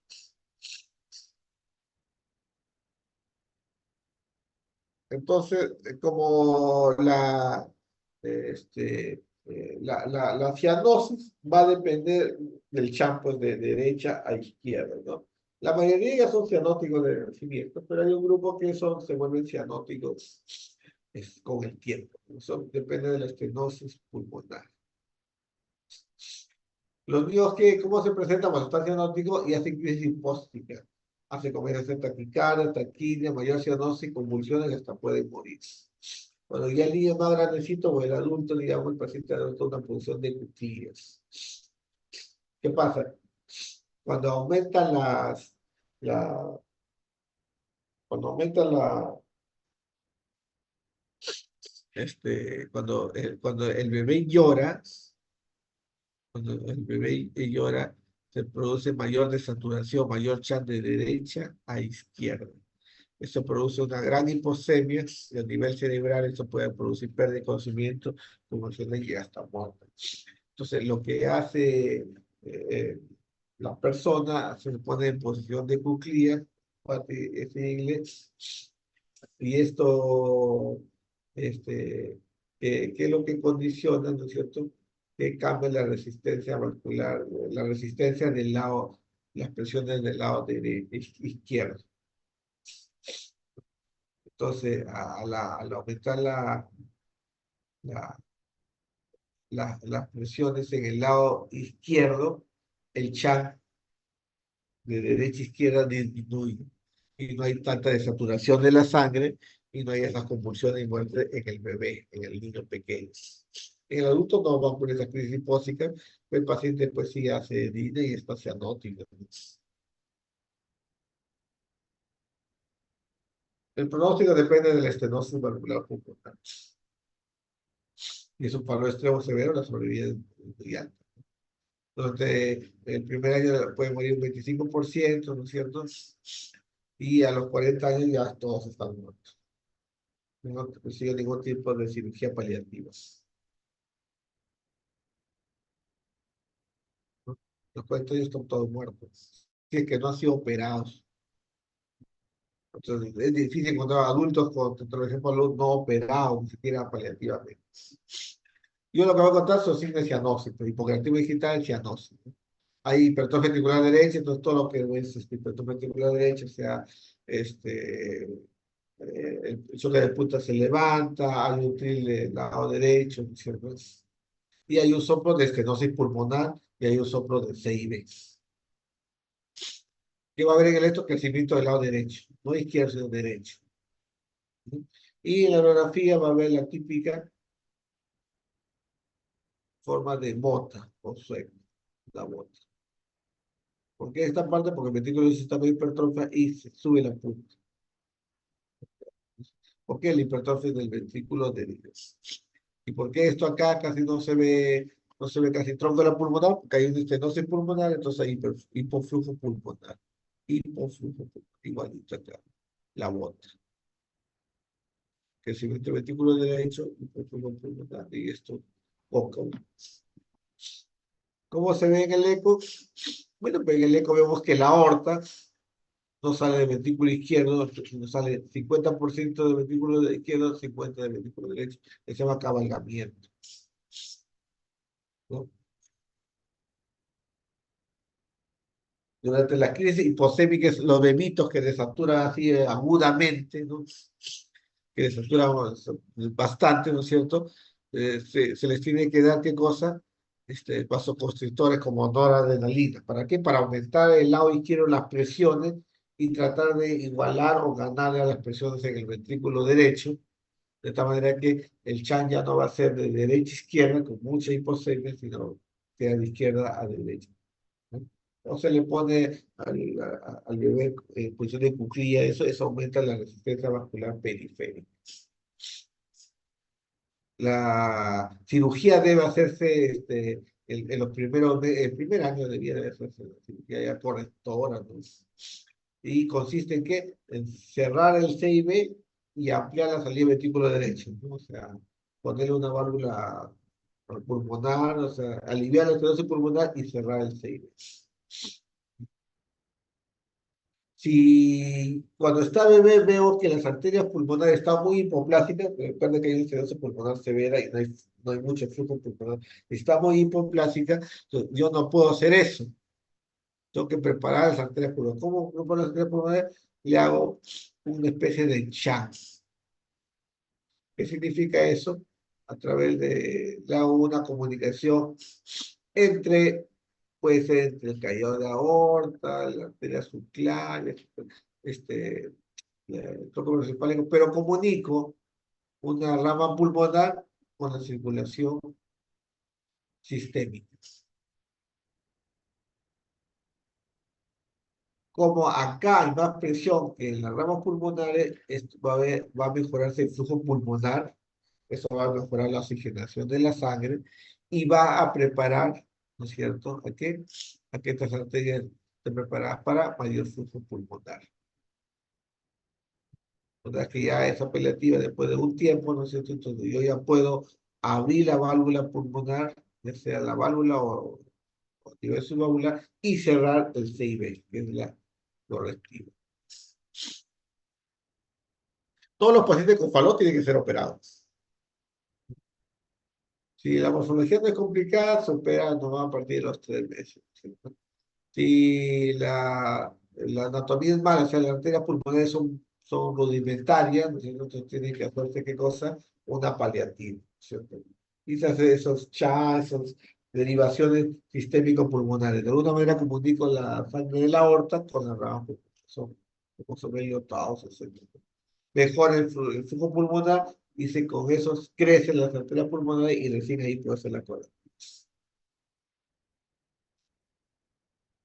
Muy bien, los pacientes que son operados con la correctiva así bien operados sobreviven muy bien, ¿no? Sobreviven muy bien.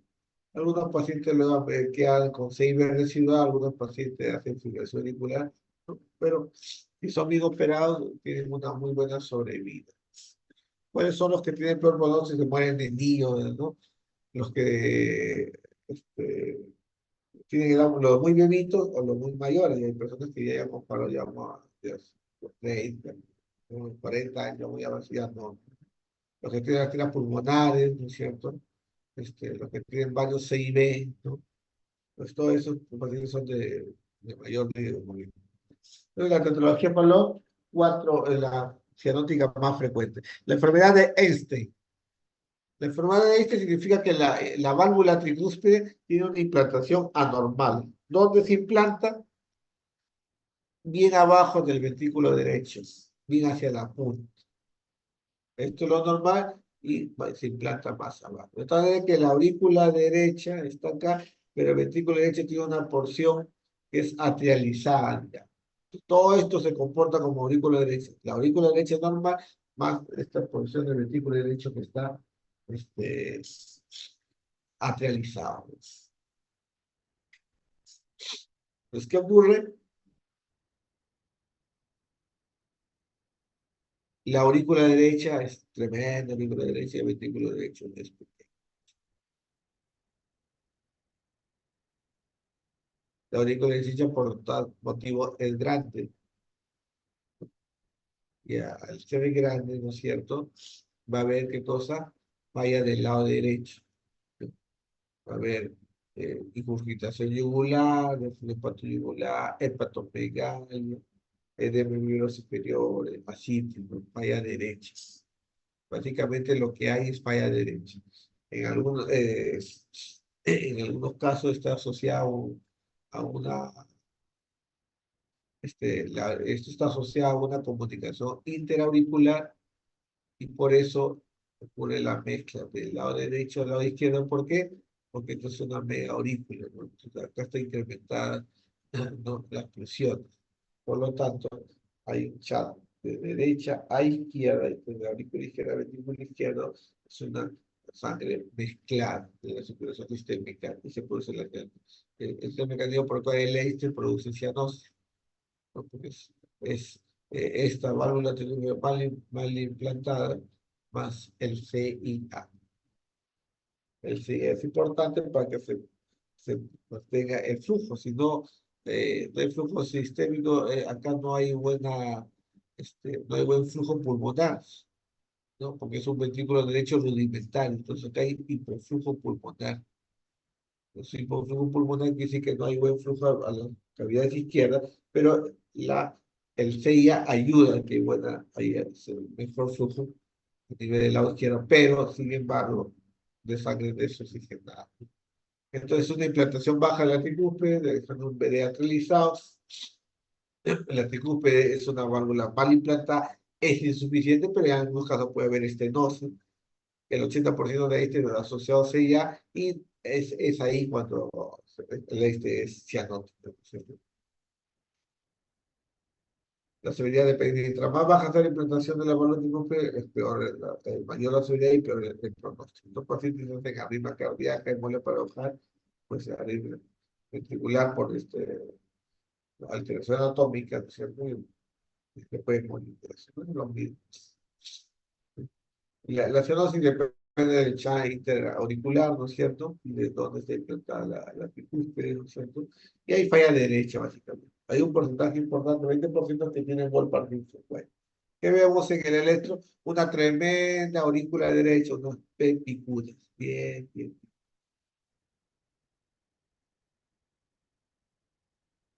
No hay eje desviado a la derecha porque el ventrículo derecho más bien es rudimentario, ¿no? Y si tiene Wolf-Parkinson, bueno, va a tener pues onda de...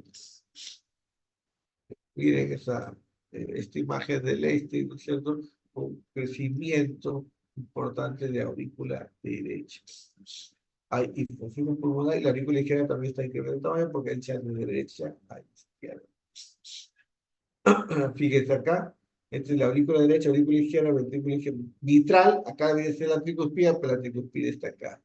Es un bebé chiquito, rudimentario, ¿no? Y todo esto es el ventrículo derecho que ya se comporta como aurícula derecha porque está atrializado. La porción del ventrículo derecho que se comporta como ventrículo derecho porque la tricuspide está más abajo. Los pacientes van médicamente mal, algunos pacientes tienen que ir a cirugía. ¿Qué cirugía? Reemplazar la válvula tricúspide, ¿no? Reemplazar la válvula tricúspide, ¿no? Que está mal implantada, ¿no? Y cerrar el CIA, ¿no?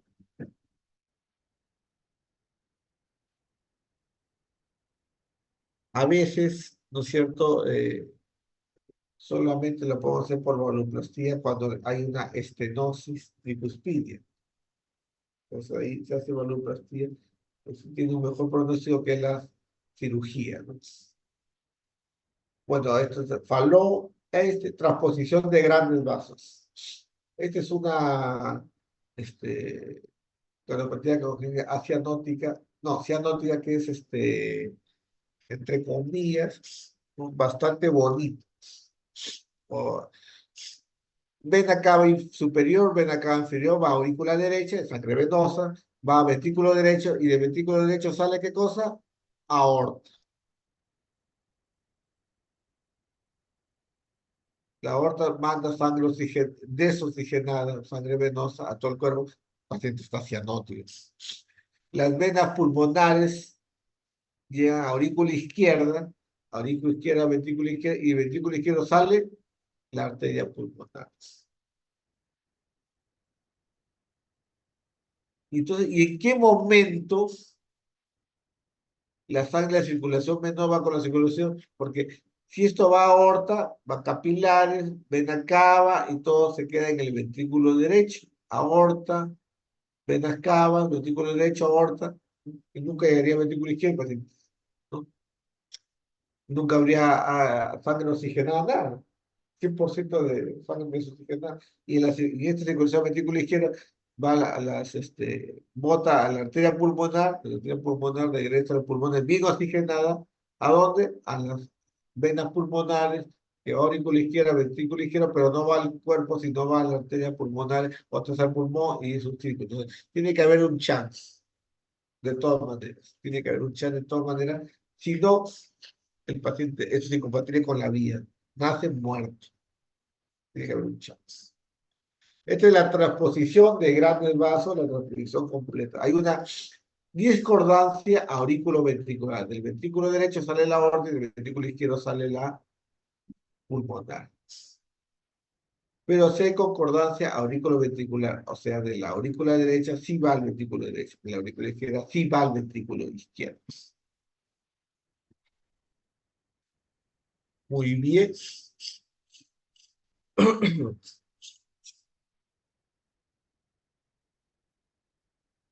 ¿Qué pasa en la transposición de grandes vasos? Corregidas.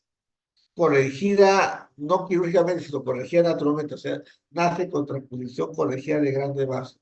Eso se llama la levo, transposición de grandes vasos, o transposición naturalmente corregida. Viene viene la venas cavas inferiores, que son, ¿qué cosa? Que son,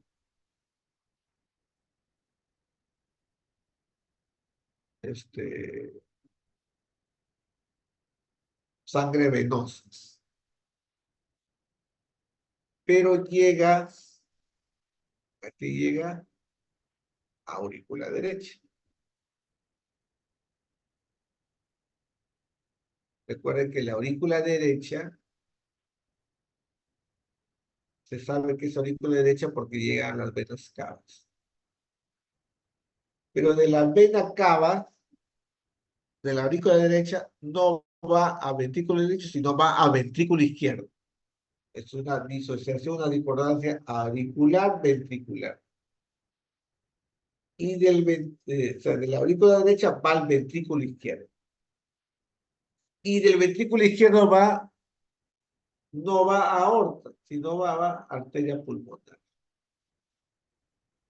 La arteria pulmonar lleva la sangre venosa a los pulmones regresa la sangre por las venas pulmonares a la aurícula izquierda. La aurícula izquierda drena no en el ventrículo izquierdo, sino en el ventrículo derecho. Y el ventrículo derecho lo bota no a la arteria pulmonar como debería ser, sino la aorta. Es todo increíble, ¿no? ¿Cómo puede suceder eso? Sí, sucede esas cosas.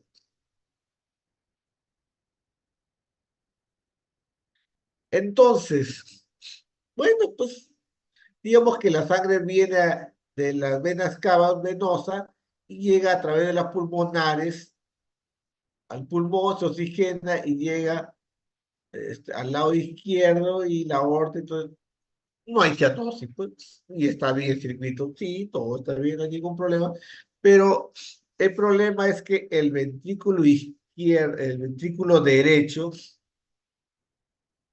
que es un ventrículo derecho, entre comillas, débil, que trabaja con 20, 30 de presiones, va a trabajar con una aorta que está en 120, 110. Entonces, con el correr de los años, va a haber, este ventrículo derecho va a fallar, porque mucho tiempo está trabajado con presiones altas. Y entonces va a haber falla cardíaca. Ahora usted dirá, doctor, pero este es la vena cava inferior, ya sabemos, no hay problema, llega a la aurícula derecha como debe ser. ¿Por qué le dice que este es ventrículo izquierdo si está al lado derecho? Porque eso es cuando ya, bueno, los que hacen ecografía ya sabemos ¿no? Que las aurículas derechas se reconocen, la aurícula derecha se reconoce porque tiene dos huecos de entrada de sangre, la vena cava superior y la vena cava inferior. Toda cavidad que recibe la vena cava superior y la vena cava inferior es aurícula derecha. Y toda cavidad que recibe dos, cuatro venas pulmonares es aurícula izquierda. ¿No? Esto es aurícula de todas maneras. El ventrículo izquierdo, ¿cómo se reconoce? Porque tiene la válvula mitral.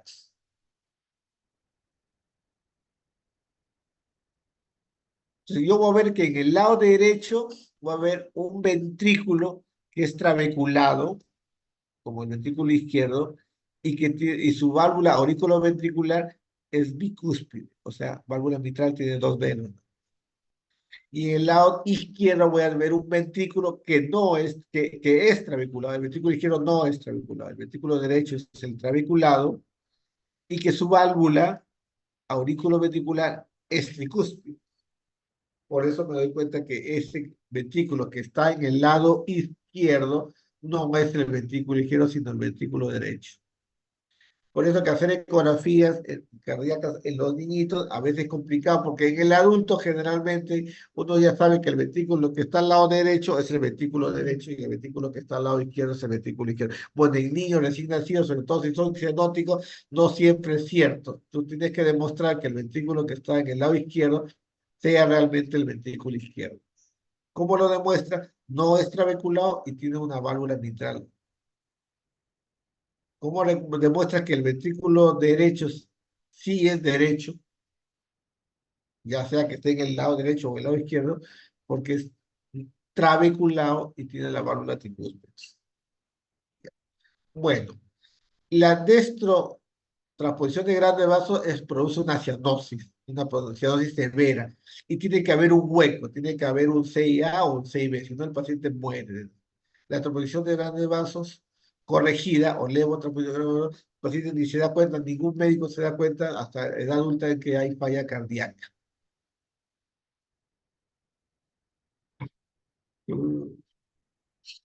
El paciente tiene dos circulaciones en paralelo, dos circuitos independientes. El retorno venoso va al ventrículo derecho y sale la otra, el ventrículo izquierdo, donde recibe sangre venosa, pero va hacia la arteria pulmonar. No hay posibilidad de mezcla, entonces incompatibilidad con la vida. Entonces tiene que haber una comunicación entre los dos, ya sea de un CIB, un CIA o un DUS. Si no, el niño muere. La mortalidad de la transmisión de grandes vasos, la normal, digamos, es un 90%, la cianosis. Hay que asegurar que haya un buen chance. Hay que asegurar que el ducto no se cierre. Si el ducto se cierra y es el único comunicación entre el lado entre la circulación mayor y menor, el paciente se va a morir. Porque si no, no hay comunicación compatible con la vida. Entonces, le damos prostaglandinas para que no se cierre el ductus, ¿no? Y hacemos un procedimiento que rasque, se va a romper, hacemos un CIA artificial, lo rompemos. Y tengo que llevar la cirugía rápidamente. El paciente hace ICC, entonces hay que llevar la cirugía rápidamente. ¿Qué se hace en la cirugía? El SWIS, ya vamos a ver cómo es. Le ponemos la aorta de donde debe salir y la pulmonar de donde debe salir. Y lo arreglamos. Lo que la naturaleza lo hizo mal. En los acianóticos solo llegan a los 30, 40, 50 años, ¿cierto? ¿De qué se mueren? De falla cardíaca. De falla cardíaca del ventrículo que hace como izquierdo, pero que en realidad es derecho. Ya les dije, ese ventrículo derecho sale, de ese ventrículo derecho está saliendo, ¿qué cosa? Sale la aorta. Pero como la aorta de presión es alta, el ventrículo derecho a la larga va a fallar. Aquí no hay que operar, no se puede hacer el doble cambio, ¿no? Simplemente el manejo de ICC hasta que ya se vaya por falla cardíaca, se fallezca por falla cardíaca. La transmisión de grandes vasos, todos se mueren si es que no los superamos. Todos se mueren si no los superamos. Entonces, la transposición de grasos sin CI con, acá, ¿por qué sobrevive? Porque hay un CIA. Acá, ¿por qué sobrevive? Acá hay un ductus, acá hay un CIB y acá hay un CIA.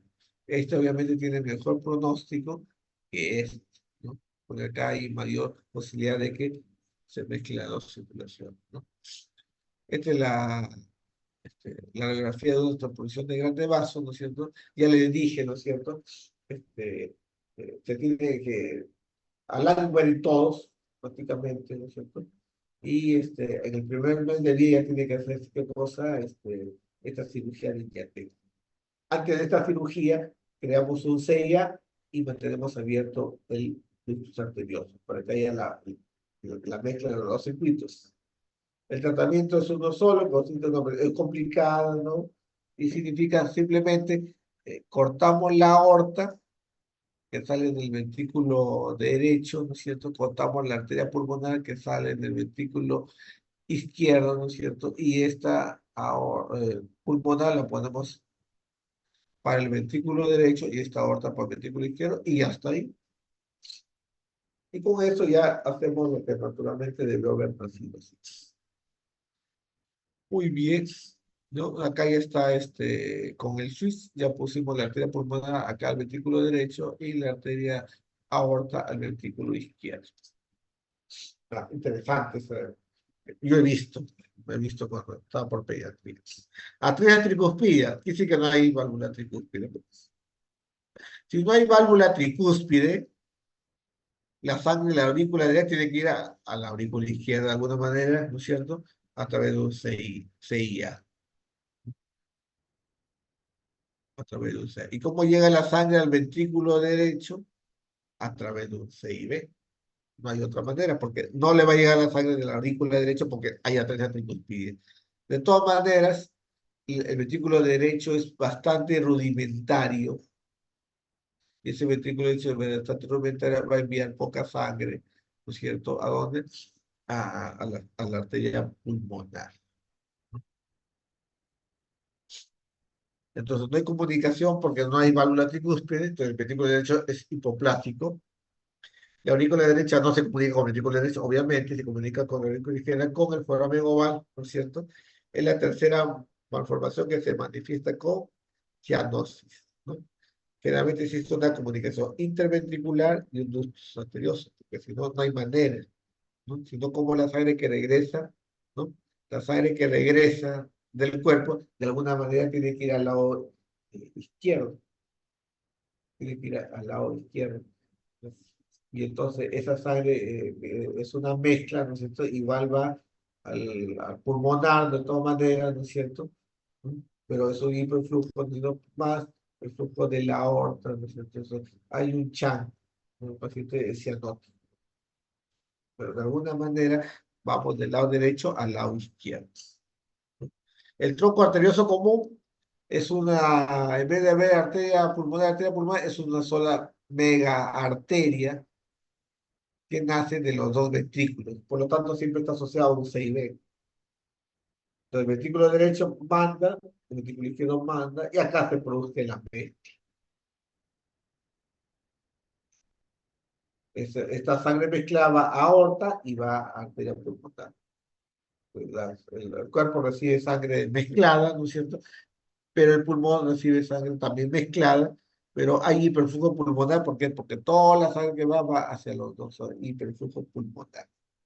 Una gran arteria, con una sola válvula semilunar o simoidea, ¿cierto? De ahí salen las coronarias y de ahí salen las pulmonares, otras sentencias. Tiene que haber un buen CIB. Hay cianosis, pero sobre todo predomina la congestión pulmonar. Estos pacientes hacen una gran insuficiencia cardíaca, hay un gran hiperflujo pulmonar, ¿no? Si no está hiperflujo pulmonar, que el paciente va a fallecer en los primeros meses. Y hay que corregirlo antes de los 2 o 3 meses, porque si no hacen hipertensión pulmonar por tremendo hipertensión pulmonar, ¿no es cierto? Entonces hay que operarlo precozmente, ¿no? ¿Qué se hace? Se cierra, ¿cómo se llama? El 6 se cierra y se pone un tubo al lado dentro de ese gran tronco, ¿no? Para que vaya dirigido del ventrículo derecho a la arteria pulmonar. Una alta mortalidad, ¿no? En los primeros meses. Drenaje venoso pulmonar anómalo significa que las 4 venas pulmonares, en vez de van a la aurícula izquierda, llegan a la aurícula derecha. Al llegar a la aurícula derecha, nuevamente, ¿cómo llega la sangre al lado izquierdo? Por un CIA. Y ahí se produce la mezcla y por eso es cianosis. El drenaje puede ser completo o parcial, puede ser las 4 venas pulmonares o solo una o solo dos. ¿Cierto? A veces las 4 drenan directamente a la aurícula derecha. A veces hay un conducto que recibe las 4 venas pulmonares y un drenaje supracardíaco. Y a veces hay un conducto de las venas pulmonares, va a un recipiente que va a la vena cava inferior. Entonces, el drenaje es infracardíaco. Entonces, a veces las 4 venas pulmonares van de frente a la aurícula derecha. Es un drenaje cardíaco. O a veces van a la vena cava superior, a través del conducto, y de ahí va el supracardíaco, o a veces van a la vena cava inferior, infracardíaco.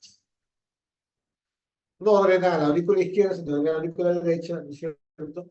Y entonces, pero tiene que haber una manera de que vaya la sangre de la aurícula izquierda y al ventrículo izquierdo, y eso es a través de un CIA. Y ahí se produce la mezcla. Ya le dije supracardíaco, intracardíaco, intracardíaco. Lo más frecuente es el supracardíaco, en el 50% de los casos.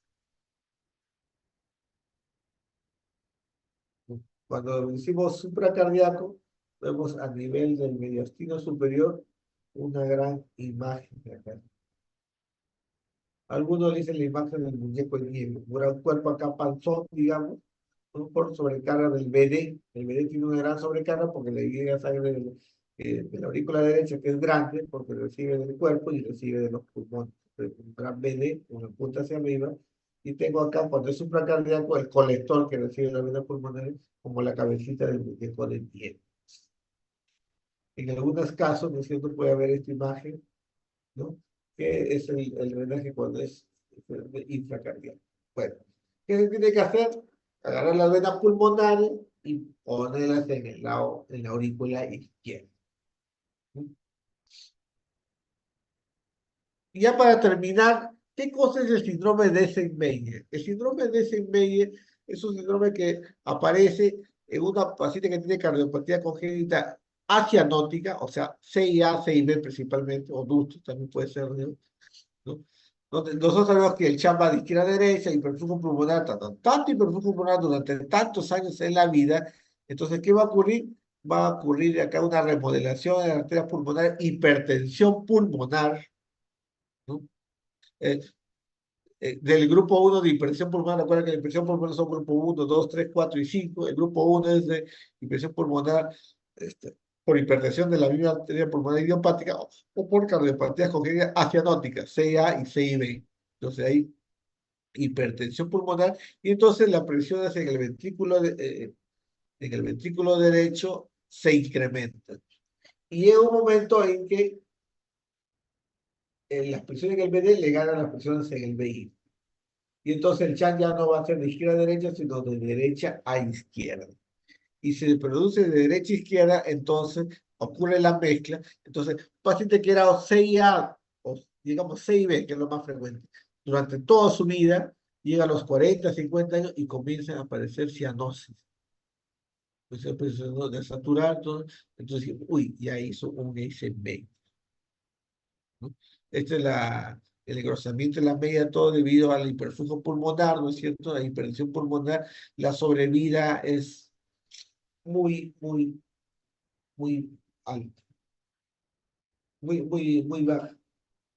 Los pacientes al final terminan muriendo.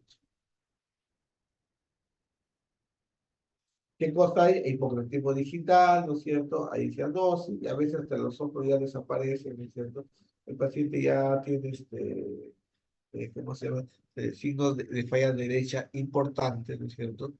Y acá pues hay un hipoflujo pulmonar y un tronco de la pulmonar bastante incrementado porque ya tiene hipertensión pulmonar.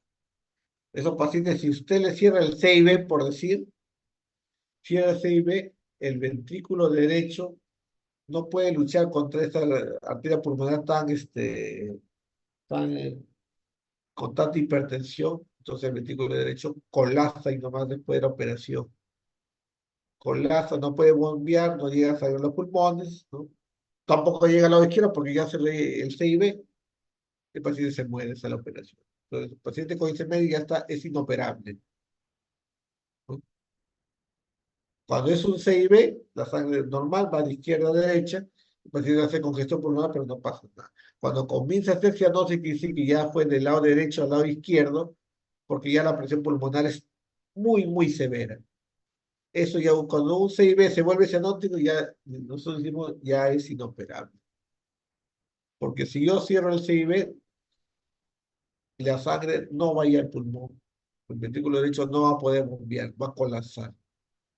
Si el ventrículo derecho no colapsa es porque tiene el hueco ahí del CIB, entonces con la poca fuerza que tiene, lo bota hacia el lado izquierdo. El paciente mide cianótico, los pocos años de vida que le quedan.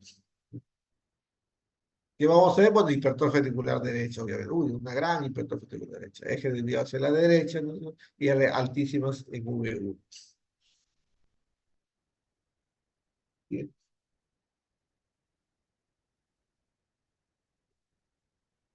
Y Tigre era medio cianótico, me parece. En cardiopatías congénitas, sobre todo cuando lo vemos en niños, muchas veces no podemos curar, algunas veces sí, otras veces solamente podemos aliviar, pero siempre debemos consolar al niño y sobre todo a los padres, ¿no? Muy bien, ¿alguna pregunta de esta mega clase?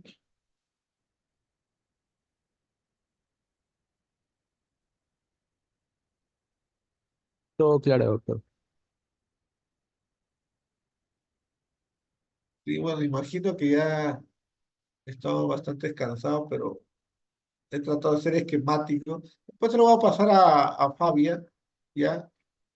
Este, este